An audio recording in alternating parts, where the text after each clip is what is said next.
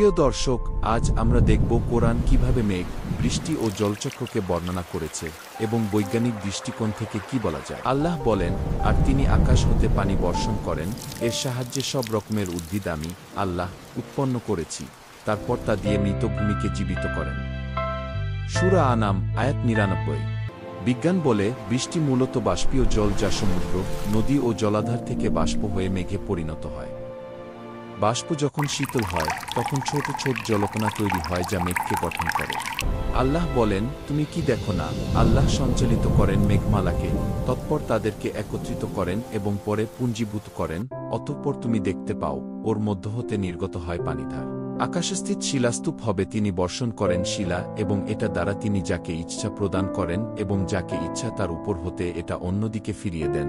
মেঘের বিদ্যুৎঝলক দৃষ্টিশক্তি প্রায় কেড়ে নেয়। সূরা নূর ৪৩।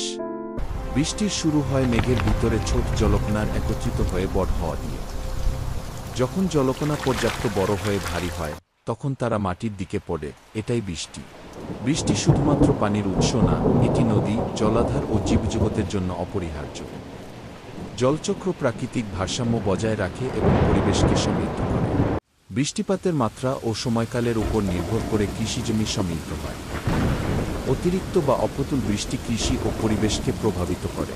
কোরআনের বর্ণনা ও আধুনিক বৈজ্ঞানিক ব্যাখ্যা দেখায়, বৃষ্টি শুধু সৌন্দর্য নয়, বরং জীবনের মূল ভিত্তি। মেঘ ও বৃষ্টি আল্লাহর নিদর্শন। প্রকৃতির প্রতিটি চক্রে আল্লাহর নিদর্শন। মেঘ ও বৃষ্টি আমাদের শেখায় জীবন ও পরিবেশের প্রতিটি অংশ কতটা গুরুত্বপূর্ণ। বিজ্ঞান কত বছর আগে এই পানি চক্র আবিষ্কার করেছে, কিন্তু আল্লাহ ১৪০০ বছর আগে তা কোরআনে উল্লেখ করেছেন।